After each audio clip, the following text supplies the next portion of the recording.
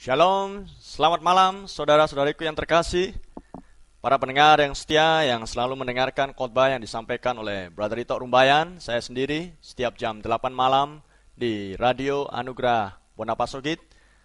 Saya sampaikan salam di dalam nama Tuhan Yesus Kristus kita yang mulia. Dan saya percaya bahwa saudara-saudari semuanya sudah menikmati akan apa yang sudah disampaikan selama beberapa minggu ini, yang sudah kita mulai dari sejak bulan Februari dan akan berakhir dalam kira-kira 8 seri khotbah mendatang. Akan selesai kita dengan kontrak kita dengan Radio Anugerah Bonapasogit, dan apakah nanti akan berlanjut atau tidak, kami hanya menunggu pimpinan Roh Kudus. Tapi yang jelas bahwa apa yang sudah kami sampaikan lewat pelayanan di radio ini adalah sebuah pesan yang dari Tuhan, yang dinyatakan, dikirimkan oleh Tuhan sendiri dari surga, sebagaimana yang sudah kita baca berulang-ulang di dalam seri-seri khotbah yang minggu sebelumnya. 1 Tesalonika pasal yang keempat ayat yang ke-16, bahwa Tuhan sendiri turun. Dan jika itu berbicara tentang Tuhan adalah Kristus, dan Kristus adalah firman, maka dengan kata lain firman sendiri turun. Dan Tuhan mengirimkan firman atau pesan dinyatakan kepada kita yang hidup di akhir zaman adalah untuk membawa kita dikumpulkan dan disatukan dengan dirinya sendiri, dan yang akan dikembalikan kita, dipulihkan kembali kepada kondisi dan keadaan kita yang semula, sebagaimana gereja perjanjian baru lahir pada Pentakosta yang pertama, dan yang melahirkan adalah firman itu sendiri, firman yang sudah menjadi manusia, yang kita kenal dengan nama Yesus. Dan Alkitab katakan, Yesus, firman yang menjadi manusia itu, sudah menjadi Tuhan dan Kristus. Jadi, apa yang sudah kami sampaikan selama beberapa bulan ini adalah sebuah pesan yang terakhir dari Tuhan, dinyatakan ke bumi, supaya mereka yang mengklaim, khususnya Kristen yang percaya bahwa Yesus anak Allah, benar-benar akan dibawa untuk dipulihkan, dikembalikan, untuk disatukan juga dengan firman itu sendiri, dan siap bagi kedatangan Kristus yang kedua pada saat gerejanya atau mempelai wanita diangkat di dalam pertemuan di udara. Jadi saya berharap bahwa saudara-saudari semuanya benar-benar memperhatikan dan mempertimbangkan apa yang sudah saudara-saudari dengar. Karena ini adalah sebuah pesan yang terakhir bagi kita, orang-orang yang berasal dari bangsa-bangsa di luar Israel secara jasmania. Dan Alkitab sudah mengatakan di Kisah Rasul pasal yang ke-15 bahwa Tuhan akan mengambil suatu umat, mempelai wanitanya, yang berasal dari bangsa-bangsa kafir atau bangsa-bangsa di luar Israel demi namanya. Jadi itu sebabnya saya sangat berharap dan memohon kepada para pendengar supaya memperhatikan dengan seksama dan menyelidiki apa yang sudah kami sampaikan lewat radio ini, dan berusaha untuk mencari kebenaran tentang apa yang sudah kami sampaikan. Sama seperti orang-orang kudus yang di Berea, hati mereka sangat baik karena mereka mau menyelidiki semua yang mereka dengar dari apa yang sudah dikhotbahkan oleh para rasul di zaman tersebut, untuk membuktikan apakah yang mereka sampaikan itu benar atau tidak. Dan cara satu-satunya untuk menguji sebuah khotbah atau pengajaran adalah dengan saudara melihat di dalam apa yang sudah dituliskan di dalam Alkitab kita. Amin, saudara?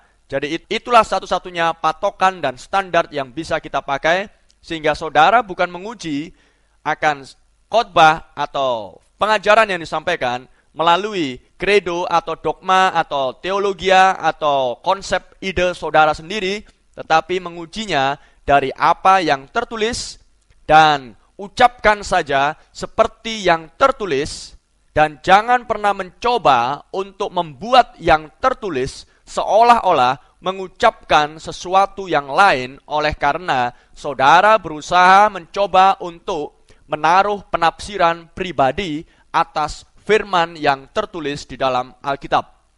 Oke, sebelum saya lanjutkan, saya sampaikan salam kepada saudara-saudariku yang terkasih yang ada di Paropo, di Silalahi, orang-orang kudus yang ada di sana, baik juga yang ada di Boho, baik juga yang ada di Lintong, Nihuta, ataupun di Samosir, ataupun di Muara, dan di tempat-tempat yang lain. Kiranya Tuhan Yesus memberkati Anda semuanya. Sebelum kita membaca firman Tuhan, mari kita tundukkan kepala dan hati kita kepada Dia, penulis firman itu sendiri. Bapa di surga, kami berterima kasih dan ucap syukur Tuhan. Malam ini kembali hamba bisa memiliki kesempatan sekali lagi untuk berbagi akan firman-Mu Tuhan, dan mengumandangkan pesan di akhir zaman ini, di zaman yang terakhir bagi bangsa-bangsa di luar Yahudi, di mana Engkau mengirimkan sebuah pesan melalui seorang nabi yang ada tertulis di dalam kitab suci, di mana Engkau sudah berjanji bahwa Elia akan datang, dan oleh kasih karunia-Mu juga, maka hamba bisa mengetahui dan mengenal siapa oknum Elia di akhir zaman ini. Dan hamba sudah mengetahui, dan hamba pun sudah oleh kasih karunia-Mu mengumandangkan dan memberitahukan kepada para pendengar bahwa Elia yang sudah Engkau janjikan tertulis di firman-Mu sudah datang di zaman modern ini, di abad 20 dan 21. Dia seorang yang layak dan yang memenuhi persyaratan untuk menggenapkan akan firman-Mu yang tertulis. Dan dia adalah William Marion Branham, sama sebagaimana Yohanes Pembaptis adalah satu-satunya orang yang layak di zaman tersebut, yang memenuhi persyaratan untuk menggenapkan akan nubuatan yang sudah diucapkan oleh dua orang nabi-Mu yang hidup di dua zaman yang berbeda, yaitu Yesaya dan Maleaki, di mana keduanya sudah bernubuat bahwa akan ada suara yang berseru-seru di padang gurun. Dan Maleaki berkata di Maleaki 3 ayat 1 bahwa Engkau akan mengutus seorang pendahulu untuk mempersiapkan jalan, dan hanya Yohanes Pembaptislah satu-satunya orang yang hidup di zaman itu yang layak untuk memenuhi akan penggenapan daripada nubuatan kedua orang nabi yang hidup di zaman yang sebelum dia. Dan hal yang sama terjadi pada Tuhan kami, Yesus Kristus.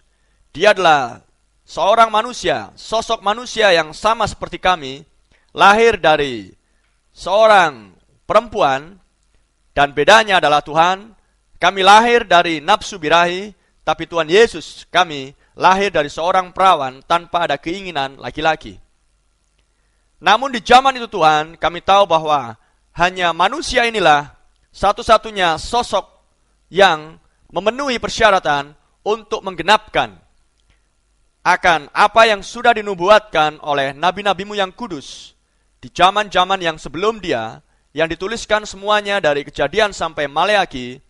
Dan salah satunya adalah berbicara seorang nabi Musa sudah bernubuat bahwa seorang nabi akan tampil, Mesias, dan nabi-Mu Yesaya juga bernubuat bahwa seorang dara akan mengandung dan akan melahirkan seorang putra, dan dia akan diberi nama Immanuel.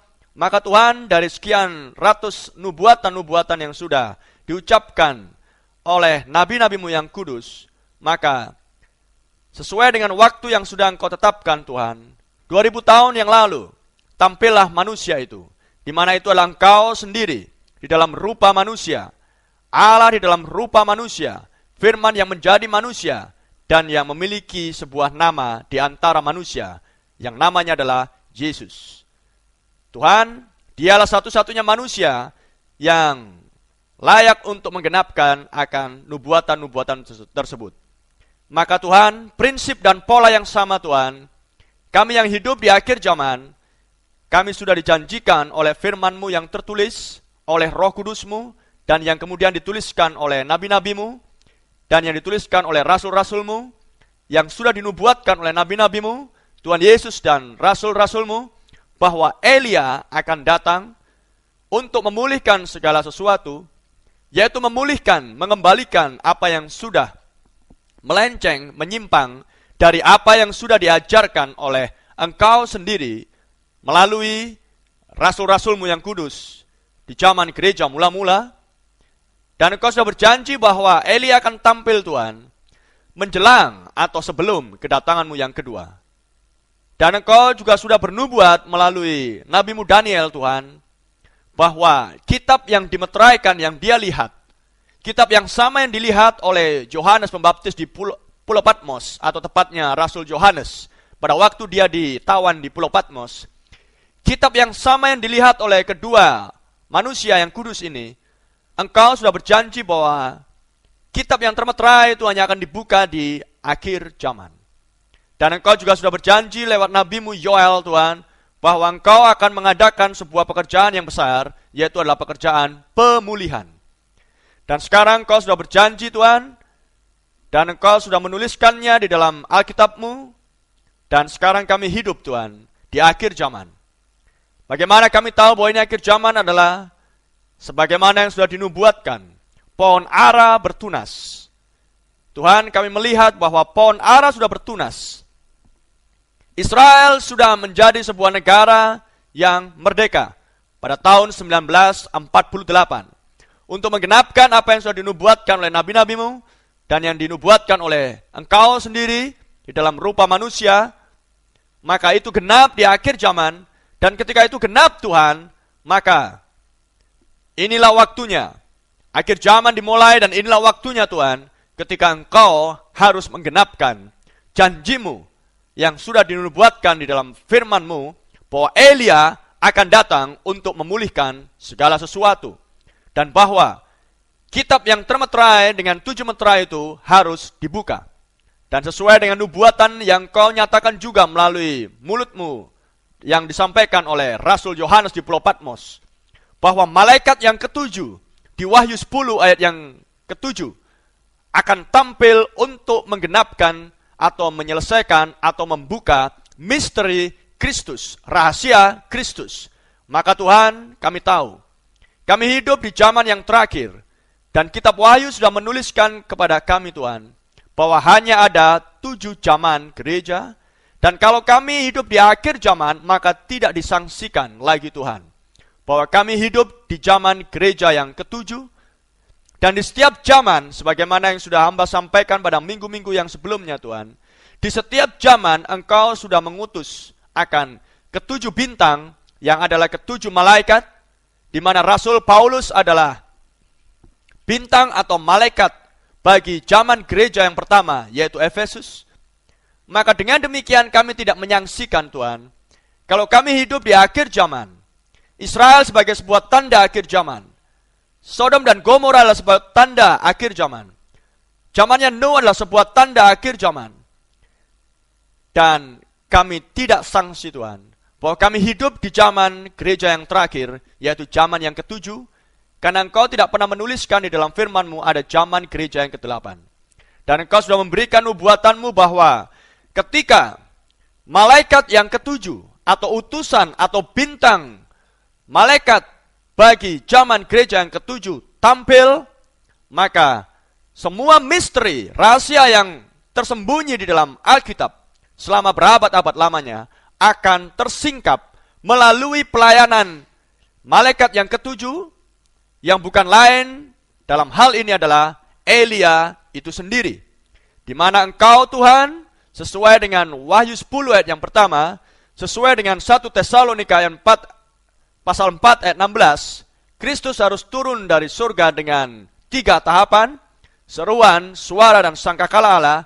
Maka Tuhan, Engkau sendiri turun, dirimu sendiri yang adalah firman itu turun Tuhan, dan diam di dalam diri nabimu, yaitu Elia di akhir zaman, atau yang disebut juga dengan malaikat yang ketujuh, utusan bagi zaman gereja yang ketujuh, yang tampil sebelum Kristus datang yang kedua.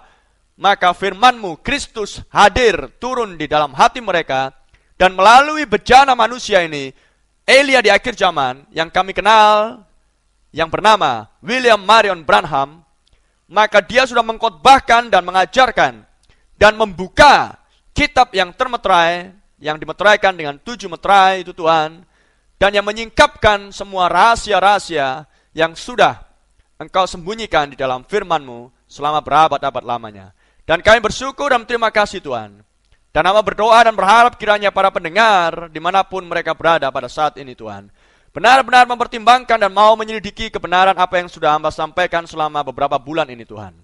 Dan hamba berharap kiranya ada benih-Mu, kiranya ada domba-domba-Mu yang mendengarkan suara-Mu, yang disampaikan dikumandangkan oleh Nabi Elia di akhir zaman, yang dikumandangkan oleh pelayanan malaikat yang ketujuh. Tuhan Yesus, hamba mohonkan berdoa, kiranya malam ini pun juga ada domba-Mu yang sedang mendengarkan Tuhan, dan yang akan segera merespon, karena Engkau sudah berkata di Yohanes pasal yang ke-10, domba-dombaku mendengarkan suara gembalanya. Dan Engkaulah gembala yang agung kami Tuhan. Engkau adalah firman, maka firman adalah gembala kami. Dan di akhir zaman firman-Mu sudah Engkau nyatakan melalui pelayanan Nabi Elia, malaikat yang ketujuh di akhir zaman, yang akan menyingkapkan akan seluruh misteri yang ada di dalam firman-Mu, dan yang mana itu akan memulihkan kami Tuhan, kembali kepada kondisi pengajaran para rasul-rasul-Mu yang kudus di zaman mula-mula. Itu sebabnya Tuhan, kami mohonkan berharap, kiranya Engkau mengurapi pemberitaan firman-Mu pada malam ini, mengurapi setiap telinga dan hati yang sedang mendengarkan Tuhan, dimanapun mereka berada. Tuhan Yesus, hamba-Nya mohonkan, kiranya Tuhan, Engkau yang akan memanggil setiap benih pilihan-Mu, domba-domba-Mu, dan yang akan segera Engkau bawa mereka masuk ke dalam kandang-Mu, dan yang akan Engkau keluarkan mereka dari sistem-sistem buatan manusia, sistem-sistem yang mengikat mereka Tuhan, yang mana mereka tidak bisa mengenal Engkau di dalam seluruh kepenuhan-Mu Tuhan, tapi melalui pesan di akhir zaman yang sudah dinyatakan oleh Nabi Elia, maka hamba berharap Tuhan, di tanah Bata akan muncul domba-domba-Mu, akan muncul sekelompok mempelai wanita Tuhan, yang mau tunduk dan merendahkan hati terhadap firman-Mu Tuhan, dan yang hanya mau mengatakan ya dan amin kepada firman-Mu, dan yang tidak mencoba untuk menafsirkan firman-Mu sesuai dengan kehendak mereka sendiri. Tuhan berkati pelayanan ini, hamba serahkan pemberitaan firman-Mu pada malam ini ke dalam pimpinan Roh Kudus-Mu. Hamba mohonkan berdoa di dalam nama Tuhan Yesus Kristus yang mulia. Haleluya. Amin. Mari kita buka ayat firman yang akan kita baca dari, atau tepatnya saya akan bacakan beberapa ayat firman Tuhan yang dituliskan di dalam kitab suci kita berkenaan dengan janji Tuhan akan pemulihan. Kita baca di Yoel pasal yang kedua ayat yang ke-25. Yoel 2 ayat 25. Aku akan memulihkan kepadamu tahun-tahun yang hasilnya dimakan habis oleh belalang pindahan, belalang pelompat, belalang pelahap, dan belalang pengerit. Tentaraku yang besar yang kukirim ke antara kamu. Saudara melihat ada 4 jenis belalang atau 4 jenis ulat. Dan kita tahu semuanya adalah berbicara tentang oknum iblis di dalam 4 tahapannya. Dan Tuhan sudah berjanji bahwa ketika iblis tampil di gereja mula-mula dan berusaha untuk membawa umat Tuhan menjauh dari kebenaran, maka Tuhan sudah berjanji lewat Nabi Yoel bahwa aku akan memulihkan. Saudara lihat, Nabi Yoel adalah nabi yang hidup di perjanjian lama sebelum Kristus datang yang kedua, sebelum muncul gereja mula-mula, sebelum muncul Tuhan Yesus, sebelum muncul orang-orang kudus di gereja mula-mula, sebelum lahir gereja perjanjian baru, Tuhan sudah bernubuat lewat Nabi Yoel bahwa ia akan memulihkan. Tuhan sudah melihat bahwa di waktu yang mendatang akan terjadi penyimpangan dan penyelewengan terhadap firman yang sudah disampaikan oleh Tuhan kepada gerejanya melalui para rasul-rasulnya yang kudus.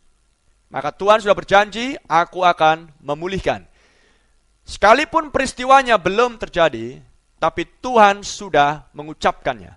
Dan apa yang sudah Tuhan ucapkan lewat Roh Kudus di dalam diri nabi-nabinya, itu tidak bisa dibatalkan, itu tidak bisa tidak digenapi.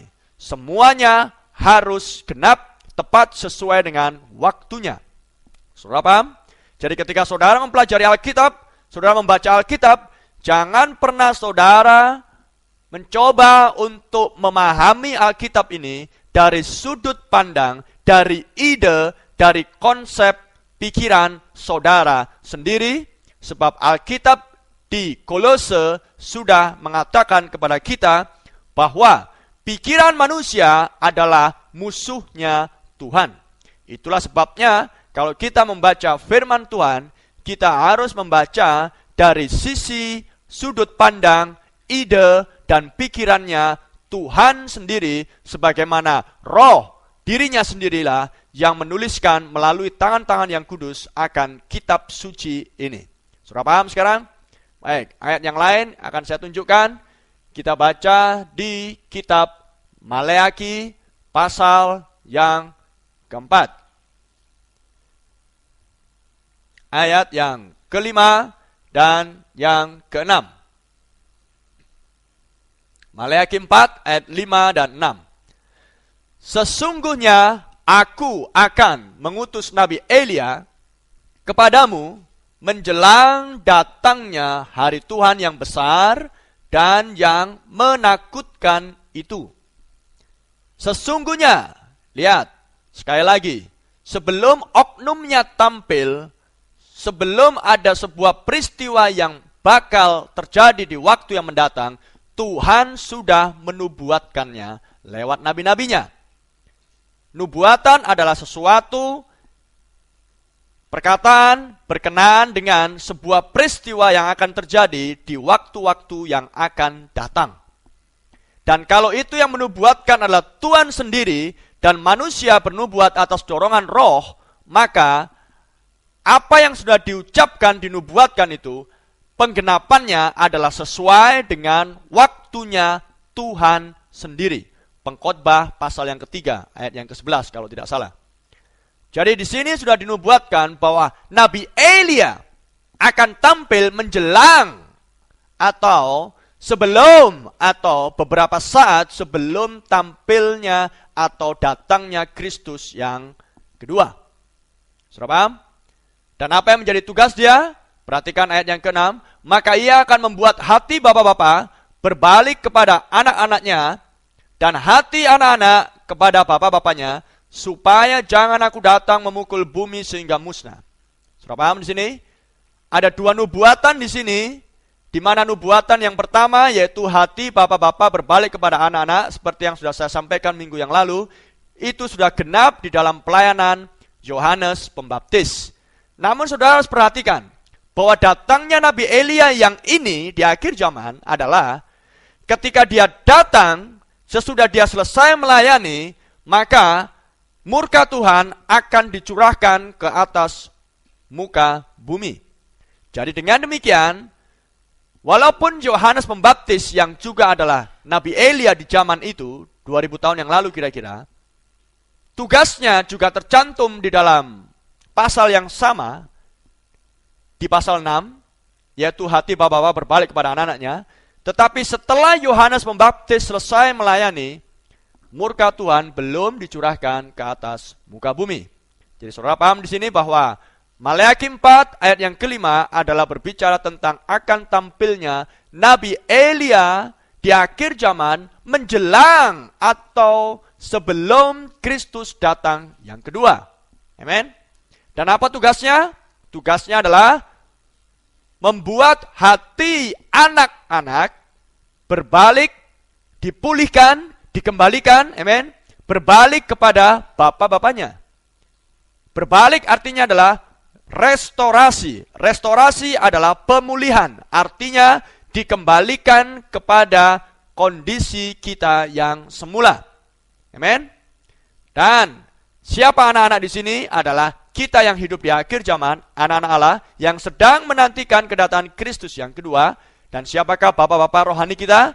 Bukan lain adalah rasul-rasul yang kudus di gereja mula-mula. Amin.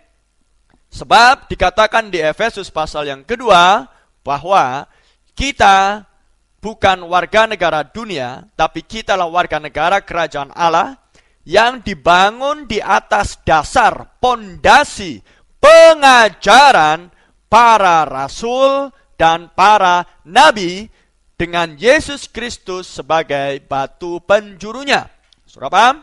Jadi bapak-bapak kita adalah pondasi kita, yang dari mana kita dulunya berasal. Amin. Ingat, Tuhan Yesus sudah berdoa bagi para rasul di Yohanes pasal yang ke-17. Dia berdoa bukan untuk dunia, tapi dia berdoa untuk rasul-rasul yang dia pilih tetapkan sendiri, di mana barang siapa yang mendengarkan pemberitaan para rasul, maka mereka akan menjadi satu, sebagaimana Kristus dan Bapanya satu. Maka jika kita mau mendengarkan dan mau percaya kepada semua apa yang dikatakan oleh rasul-rasul Kristus yang kudus, maka kita pun akan dibuat satu, sama seperti Kristus dan Bapanya satu. Sudah paham? Baik. Ayat yang lain saya tunjukkan. Kita baca di kitab Matius. Pasal yang pertama, kitab Matius adalah kitab yang pertama dari Perjanjian Baru. Kita buka di pasal yang ke-17. Ayat yang ke-10 mulai.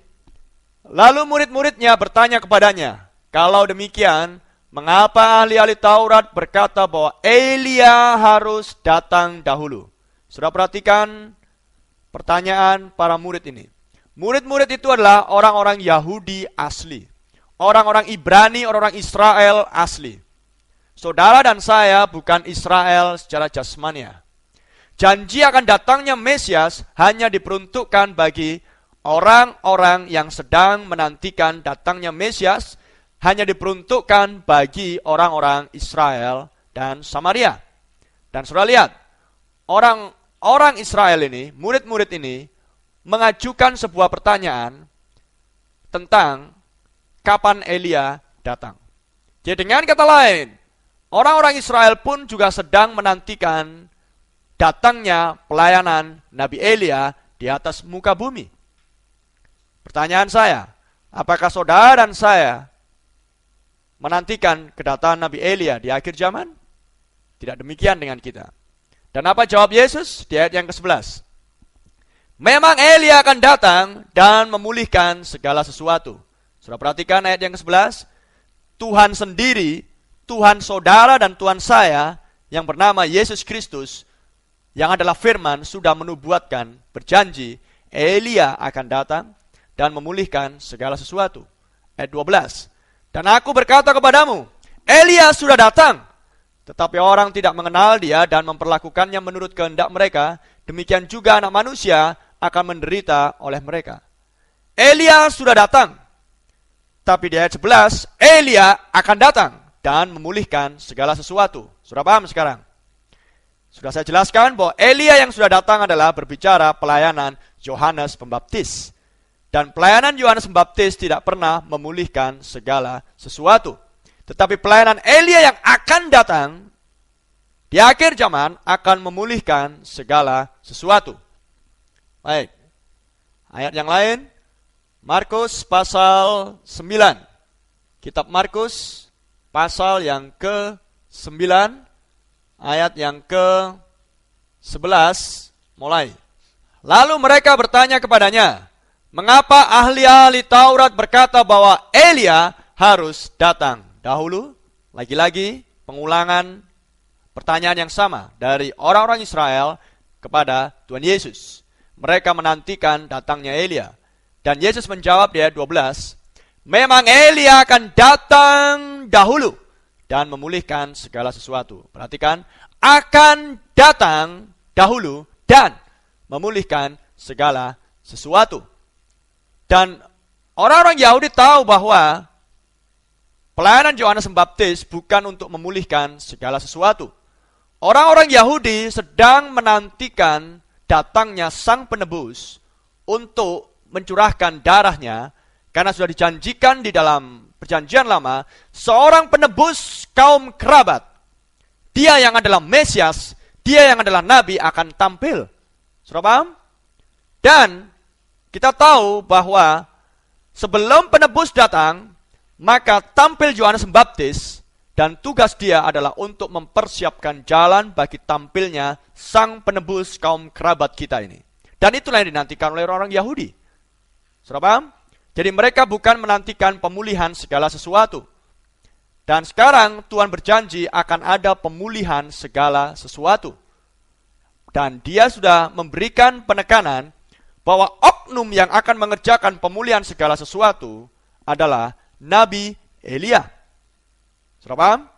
Ayat yang ke-13. Tetapi aku berkata kepadamu, memang Elia sudah datang. Berbicara tentang Yohanes Pembaptis yang berjalan di dalam kuasa dan roh Elia. Dia adalah pendahulu kedatangan Kristus yang pertama. Maka ayat 12, Elia akan datang untuk memulihkan segala sesuatu. Pelayanan Nabi Elia adalah, di akhir zaman ini, adalah pendahulu kedatangan Kristus yang kedua. Kita baca ayat yang lain berhubungan dengan pemulihan.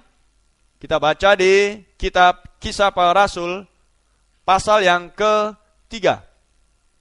Ayat yang ke-21. Kristus itu harus tinggal di surga sampai waktu pemulihan segala sesuatu seperti yang difirmankan Allah dengan perantaraan nabi-nabinya yang kudus di zaman dahulu. Sudah paham? Tuhan sendiri sudah berjanji bahwa akan ada pemulihan segala sesuatu. Dan saudara lihat, Kristus itu harus tinggal di surga sampai waktu pemulihan segala sesuatu. Kalau saudara hubungkan dengan ayat yang lain, 1 Tesalonika pasal yang keempat, saya terus mengulang-ulang di sini supaya saudara semakin paham. 1 Tesalonika 4 ayat yang ke-16. Dalam bahasa Inggrisnya saya terjemahkan untuk saudara. Dalam terjemahan bahasa Inggris lebih pas. Dikatakan di situ, sebab Tuhan sendiri. Ingat, siapa Tuhan?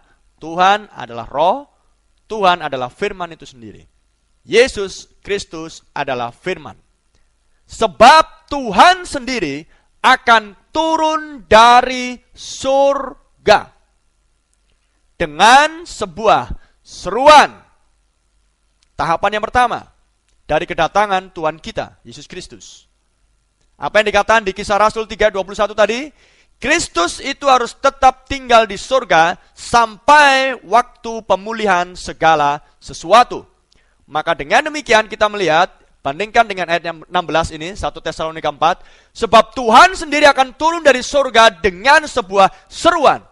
Maka seruan di sini adalah tahapan pemulihan segala sesuatu. Seruan di sini adalah sebuah pesan pemulihan untuk memulihkan umat Tuhan kembali kepada pengajaran doktrin para rasul yang kudus. Amen.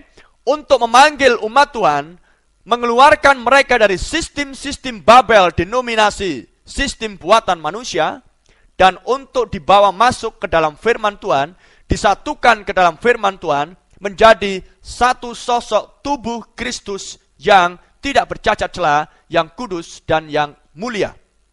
Amen. Sebuah seruan adalah sebuah pesan untuk memanggil dan mengumpulkan mempelai wanitanya yang berasal dari suku, kaum, bangsa, dan bahasa dari seluruh dunia yang ada di akhir zaman. Dan kalau sebuah seruan adalah sebuah pesan, maka pesan yang dijanjikan Tuhan untuk kita di akhir zaman adalah pesan dari Nabi Elia, tepatnya pesan Tuhan yang dinyatakan melalui pelayanan Nabi Elia, dan pesan itu adalah pesan pemulihan segala sesuatu. Haleluya. Dan pesan ini harus datang melalui Elia sebelum atau menjelang kedatangan Kristus yang kedua. Sudah paham? Jadi Kristus sudah turun yang adalah firman-Nya di dalam diri Nabi Elia di akhir zaman. Tahapan yang kedua dari kedatangan dia adalah sebab Tuhan sendiri akan turun dari surga dengan sebuah seruan, dengan suara penghulu malaikat, dan dengan sangkakala Allah, dan mereka yang mati di dalam Kristus akan dibangkitkan terlebih dahulu. Tahapan yang kedua adalah suara penghulu malaikat. Tahapan yang ketiga adalah sangkakala Allah. Jadi saudara paham sekarang? Berbeda dengan konsep pengajaran gereja-gereja yang selama ini beredar. Mereka mengajarkan bahwa pengangkatan adalah sekejap mata. Namun dari ayat ini kita sudah melihat bahwa kedatangan Tuhan, pengangkatan bukan sekejap mata, tetapi adalah sebuah proses. Haleluya. Proses yang sama yang dilalui pada saat kedatangan Kristus yang pertama. Saudara lihat, sebelum Kristus, Yesus, menyelesaikan tugasnya sebagai seorang penebus kaum kerabat, di mana dia harus mati untuk mencurahkan darahnya sebagai anak domba, maka kedatangan Kristus yang pertama adalah sebuah proses yang cukup panjang. Dia lahir di Bethlehem, dan dia baru mulai melayani dan mengajar dan berkhotbah pada usia 30 tahun. Saudara paham? Dan pelayanan dia cukup singkat, hanya 3,5 tahun. Sampai kemudian dia tergantung di atas kayu salib dan berkata, sudah selesai. Dia sudah menyelesaikan pekerjaan penebusan bagi saudara dan saya. Saudara paham? Apakah saudara mau menghargai dan respect dan menghormati kematian Tuhan kita, Yesus Kristus, dia yang adalah firman? Dan sekarang kalau Tuhan di akhir zaman mengirimkan Nabi Elia dengan sebuah pesan firman yang datang dari surga, tidakkah saudara mau merendahkan hati dan menghormati dan mau mendengarkan apa yang dikatakan oleh Nabi Elia, William Marion Branham di akhir zaman ini, dengan tanda-tanda yang menyertai dia? Dunia sudah menyaksikan, jutaan manusia sudah menyaksikan di akhir zaman ini tentang pelayanan Tuhan melalui nabinya ini. Dan sudah saya katakan berulang-ulang bahwa pelayanan Nabi Elia, William Branham di akhir zaman ini hanya bisa disamakan dengan pelayanan Tuhan Yesus pada waktu di bumi dan pelayanan para nabi di perjanjian lama. Saudara bisa cek semuanya dan informasinya cukup lengkap. Jika saudara mau merendahkan hati dan mau menghubungi kami, dan kami akan berikan informasi selengkap-lengkapnya kepada Anda. Haleluya. Glory bagi Tuhan. Ayat yang lain saya akan tunjukkan tentang pemulihan. Kita baca di Wahyu pasal yang ke-10. Wahyu 10 ayat yang ke-7. Saya terjemahkan melalui bahasa Inggrisnya untuk saudara. Tetapi pada hari-hari ketika malaikat yang ke-7 mulai memperdengarkan suaranya, maka misteri Allah akan digenapkan, seperti yang sudah ia beritakan kepada hamba-hambanya, yaitu para nabi. Saudara ingat, kita hidup di akhir zaman, di zaman yang ke-7, di zaman gereja yang ke-7, maka Tuhan memberikan utusannya, malaikat jemaat yang ke-7, karena hanya ada 7 zaman, dan saya akan bacakan untuk saudara, di Wahyu pasal yang pertama, Wahyu 1, itu adalah ketika Yohanes berada di Pulau Patmos untuk menerima sebuah pesan di dalam suatu penglihatan, dan dia harus menuliskan apa yang dia lihat. Dan di ayat yang ke-11, Wahyu 1 ayat 11 dikatakan, katanya, akulah Alfa dan Omega, yang awal dan yang akhir, dan apa yang engkau lihat, tuliskanlah di dalam sebuah kitab, dan kirimkanlah kepada ke-7 jemaat ini, atau dalam bahasa Inggrisnya, ke-7 gereja, 7 churches. Kirimkanlah kepada ke-7 gereja ini, ke Efesus, ke Smyrna, ke Pergamus, ke Tiatira, ke Sardis, ke Philadelphia, dan ke Laodikia. Ada 7 gereja, dan kita hidup di zaman yang ke-7. Dan kemudian kita baca di ayat yang ke-12, dikatakan di situ, lalu aku berpaling untuk melihat suara yang berbicara kepadaku. Dan setelah aku berpaling, tampaklah kepadaku 7 kaki dian dari emas. Sudah lihat, ada 7 kaki dian dari emas. Kemudian ayat 16 kita baca, Wahyu 1 ayat 16. Dan di tangan kanannya, ia memegang 7 bintang, dan dari mulutnya keluar sebilah pedang tajam bermata 2, dan wajahnya bersinar-sinar bagaikan matahari yang terik. Kita membaca di kitab Wahyu sekarang, tapi saya tidak membahas kitab Wahyu secara keseluruhan, karena butuh waktu yang cukup panjang. Saya hanya tunjukkan kepada saudara bahwa kita hidup di zaman gereja yang ke-7, dan bahwa hanya ada 7 zaman, di mana gereja perjanjian baru dibagi dengan 7 zaman. Dan zaman yang pertama adalah zaman Efesus, dan melalui Alkitab kita sudah mendapati bahwa utusan untuk zaman yang pertama Efesus adalah Rasul Paulus. Dan sekarang kita melihat di ayat yang ke-12 dan ayat 16, ada 7 kaki dian, dan ada seorang serupa anak manusia, bukan lain adalah Kristus sendiri, di mana di tangan kanannya ia memegang 7 bintang. Maka kita perlu tahu arti daripada 7 kaki dian dan 7 bintang tersebut. Maka penafsirannya bisa kita dapatkan di Wahyu 1 ayat yang ke-20. Yesus sendiri yang memberikan penafsiran. Dan rahasia 7 bintang yang telah kau lihat pada tangan kananku, dan 7 kaki dian emas itu, 7 bintang itu ialah malaikat 7 jemaat, dan 7 kaki dian itu ialah 7 jemaat. Amin, saudara? 7 bintang adalah 7 malaikat. Malaikat dalam bahasa Yunani adalah aglos, artinya adalah seorang yang diutus dengan membawa sebuah pesan dari Allah. Rasul Paulus adalah malaikat jemaat bagi zaman gereja Efesus, zaman yang pertama, karena dia adalah malaikat utusan Tuhan dengan membawa sebuah pesan, firman, khusus untuk zaman tersebut. Dan kita yang hidup di akhir zaman adalah zaman gereja yang ke-7 atau zaman Laodikia, zaman yang suam-suam kuku, tidak panas, tidak dingin. Dan gereja merasa dirinya kaya, tapi Tuhan katakan, kamu malang, melarat, miskin, dan telanjang. Anda bisa baca di Wahyu pasal 3, ayat yang ke-17.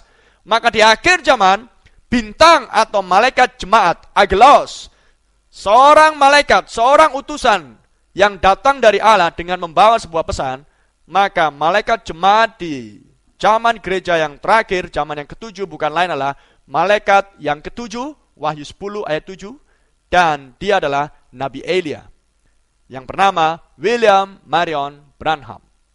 Oke, saya sudah tunjukkan tentang urutan-urutan peristiwa dan janji-janji Tuhan tentang akan diadakannya sebuah pemulihan. Sekarang, jika pemulihan atau restorasi artinya adalah mengembalikan ke tempatnya yang semula, maka akan muncul sebuah pertanyaan dalam diri kita. Apa yang sudah tidak lagi berada pada tempatnya? Kita tahu bahwa gereja mula-mula dilahirkan oleh Kristus, firman itu sendiri. Maka Kristuslah yang menempatkan gerejanya sedemikian rupa. Amen? Sedemikian rupa.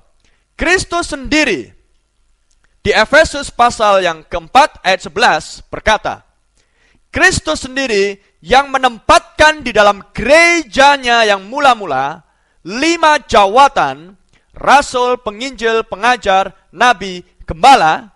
Amen.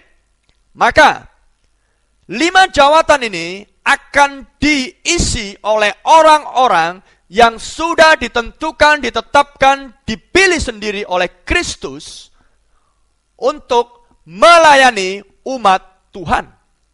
Bagaimana cara mereka melayani umat Tuhan? Adalah dengan cara mereka memberi makan umat Tuhan, domba-domba Allah, dengan firman Tuhan yang berasal dari inspirasi ilham Roh Kudus. Sudah paham? Jadi 5 jawatan, gembala, penginjil, pengajar, rasul, nabi, dipilih sendiri oleh Tuhan, bukan oleh manusia. Sudah paham? Saya bacakan di Galatia 1, ayat yang pertama. Dari Paulus, seorang rasul, bukan karena manusia, juga bukan oleh seorang manusia, melainkan oleh Yesus Kristus dan Allah, Bapa yang telah membangkitkan dia dari antara orang mati. Sudah lihat sini. Rasul Paulus, rasul bagi bangsa di luar Israel, adalah seorang rasul yang dipilih, ditetapkan sendiri oleh Tuhan kita Yesus Kristus. Amen.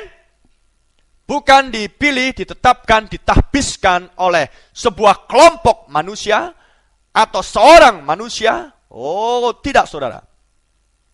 Jadi, kalau Paulus dan rasul-rasul yang lain dipilih sendiri oleh Tuhan, ditetapkan sendiri oleh Tuhan, ditahbiskan sendiri oleh Tuhan, amen, maka pola yang sama seharusnya berlaku di setiap zaman sampai dengan akhir zaman. Saudara paham? Tapi apa yang terjadi di zaman kita? Banyak muncul mereka yang mengklaim pendeta-pendeta, pengkhotbah-pengkhotbah, rasul-rasul, bahkan sekarang sudah muncul sekolah-sekolah rasul, sudah muncul kursus-kursus kenabian, sudah muncul sekolah-sekolah nabi. Mereka memiliki dosen-dosen, profesor-profesor, teolog-teolog yang mengajar murid-muridnya untuk menjadi nabi, untuk menjadi rasul, dan lain sebagainya. Apakah pola ini sama dengan Kisah Rasul? Saudara menjawab sendiri. Jadi kalau pola ini tidak sama, sedangkan Ibrani 13 ayat 8 jelas mengatakan Kristus tetap sama. Kemarin, hari ini, dan selamanya.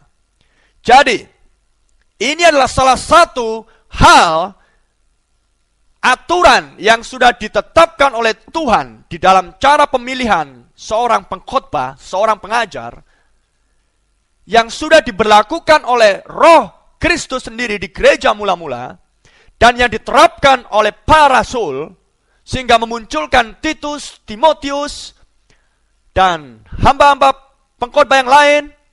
Tapi pola dan aturan ini sudah tidak kita dapati lagi di akhir zaman.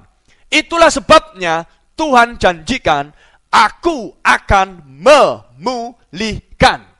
Aku akan mengembalikan apa yang sudah dimulai, apa yang sudah dikerjakan pada awal mulanya oleh Kristus sendiri yang ada di dalam diri rasul-rasulnya yang kudus, oleh Kristus sendiri yang ada di dalam diri gereja mula-mula. Jadi apa yang sudah menyimpang dari yang mula-mula, maka Tuhan janjikan melalui pelayanan Nabi Elia akan dipulihkan, dikembalikan lagi kepada tempatnya yang semula. Saudara paham? Dan Paulus sendiri sudah mengatakan di Kisah Rasul pasal yang ke-20. Kisah Rasul 20 ayat yang ke-29. Aku tahu bahwa sesudah aku pergi, serigala-serigala yang ganas akan masuk ke tengah-tengah kamu dan tidak akan menyayangkan kawanan itu. Bahkan dari antara kamu sendiri akan muncul beberapa orang yang dengan ajaran palsu mereka berusaha menarik murid-murid dari jalan yang benar dan supaya mengikut mereka. Mengikut siapa? Mengikut serigala-serigala yang ganas. Siapakah serigala-serigala yang ganas ini? Mereka lah orang-orang yang membawa ajaran palsu. Kenapa dikatakan ajaran palsu? Apa yang dimaksudkan? Mari kita baca di 2 Petrus pasal yang ketiga ayat yang ke-14 mulai. 2 Petrus 3 ayat 14 mulai. Sebab itu, saudara-saudaraku yang kekasih, sambil menantikan semuanya ini, kamu harus berusaha supaya kamu kedapatan tak bercacat dan tak bernoda di hadapannya dalam perdamaian dengan Dia. Anggaplah kesabaran Tuhan kita sebagai kesempatan bagimu untuk beroleh selamat. Seperti juga Paulus, saudara kita yang kekasih, telah menulis kepadamu menurut hikmat yang dikaruniakan kepadanya. Hal itu dibuatnya dalam semua suratnya. Apabila ia berbicara tentang perkara-perkara ini, dalam surat-suratnya itu ada hal-hal yang sukar difahami, sehingga orang-orang yang tidak memahaminya dan yang tidak teguh imannya memutarbalikkannya menjadi kebinasaan mereka sendiri. Sama seperti yang juga mereka buat dengan tulisan-tulisan yang lain. Tetapi kamu saudara-saudaraku yang kekasih, kamu telah mengetahui hal ini sebelumnya.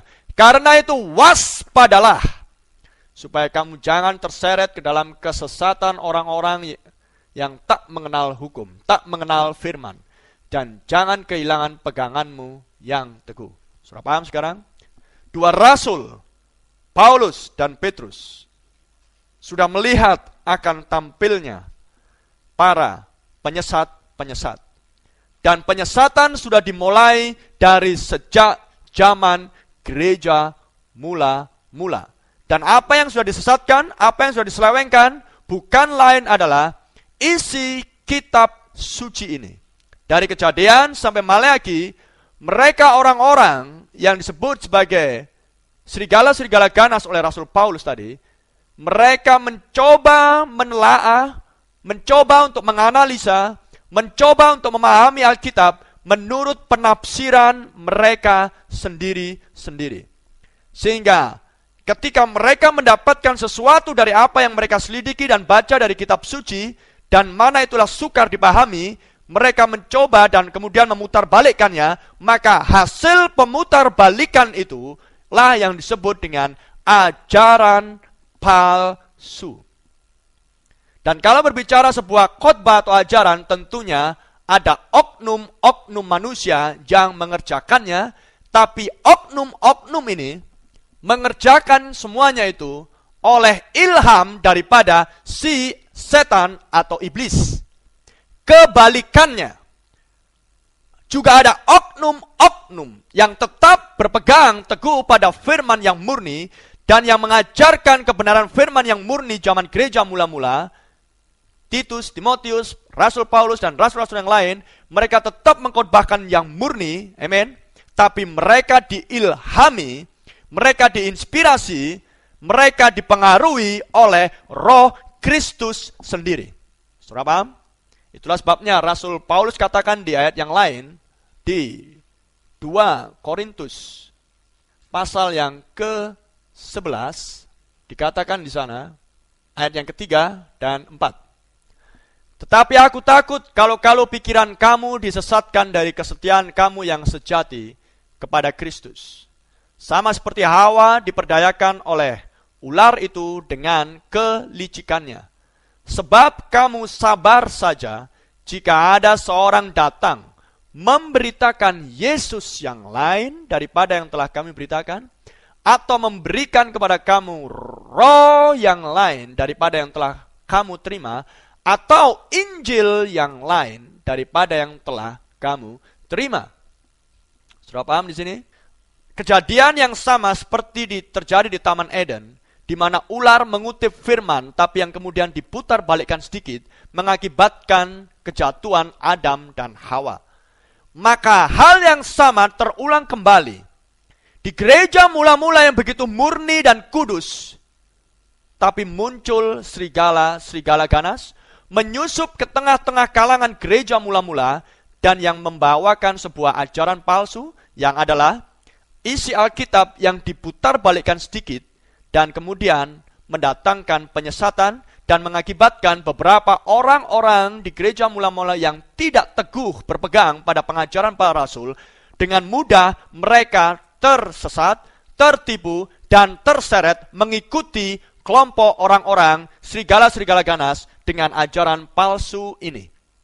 Dan apa yang dikatakan oleh Rasul Paulus di 2 Korintus 11 ini tentang serigala-serigala ganas? Kita baca di ayat yang ke-13 dan 14. Sebab orang-orang itu adalah rasul-rasul palsu, pekerja-pekerja curang, yang menyamar sebagai rasul-rasul Kristus. Menyamar. Hal itu tidak usah mengherankan, sebab iblis pun menyamar sebagai malaikat terang. Sudah paham sekarang di sini?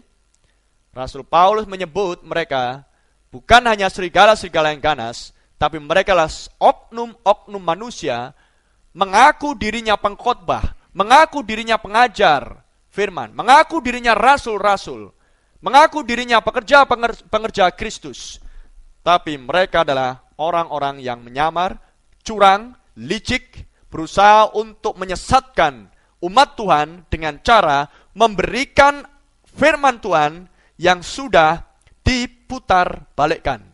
Saudara paham? Itulah sebabnya saudara, tetaplah mengucapkan seperti yang sudah tertulis dan jangan coba-coba menafsirkan. Jadi, kalau saya ambil contoh, kalau saya ajak saudara untuk membaca Matius 17 ayat 11, kata Yesus, Elia akan datang untuk memulihkan segala sesuatu.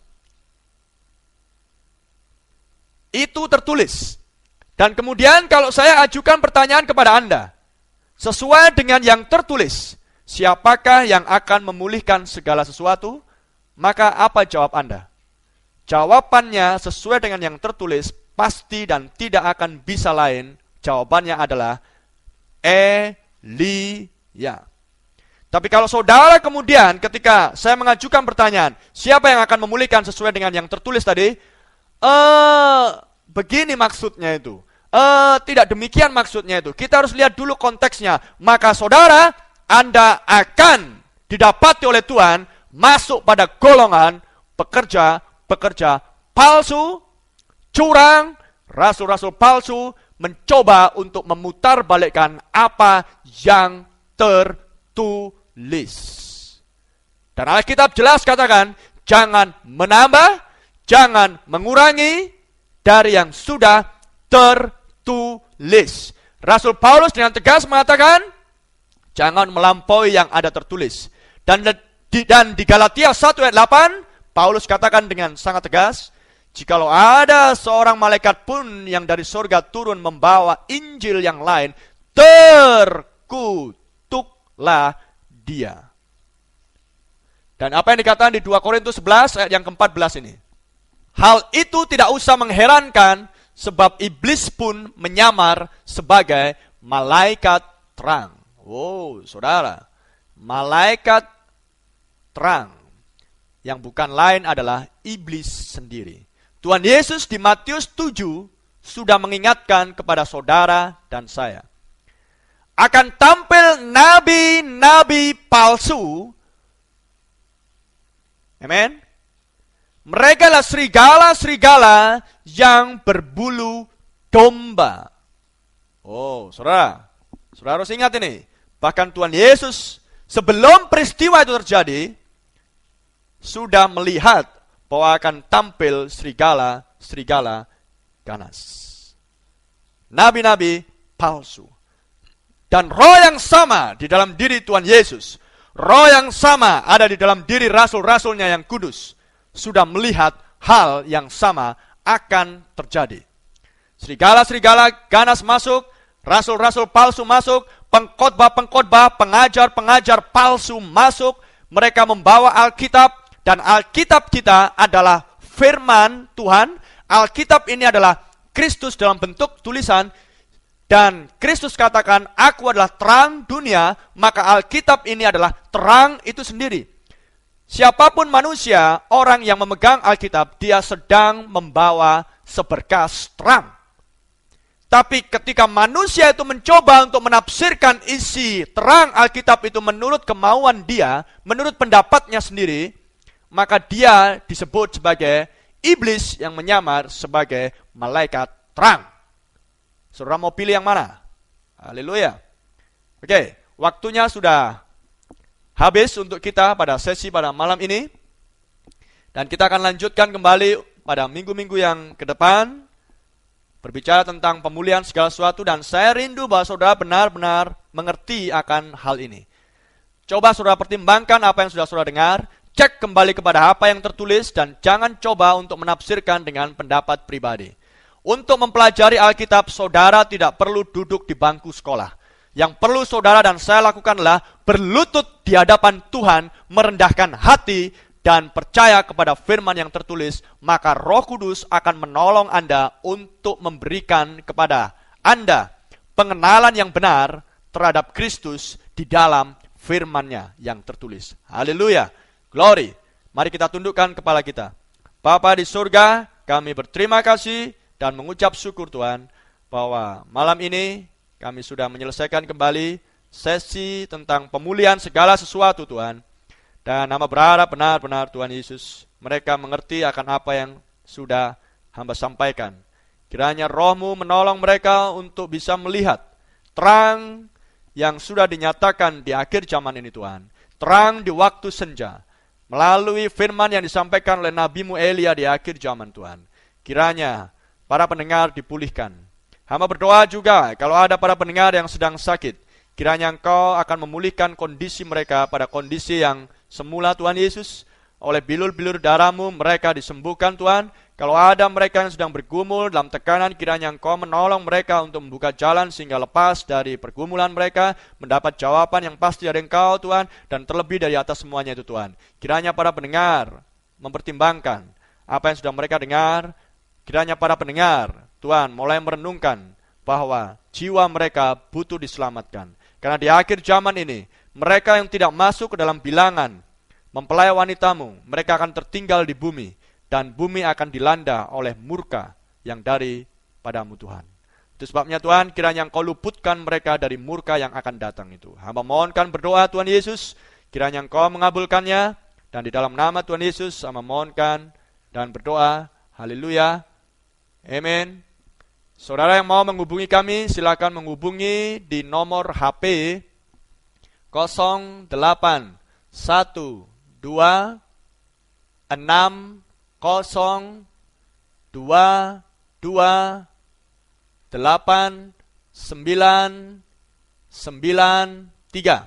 Saya ulangi, 08122993 atau di nomor yang lain 0817497239. Brother Itok Rumbayan mengucapkan selamat malam. Tuhan Yesus memberkati semuanya.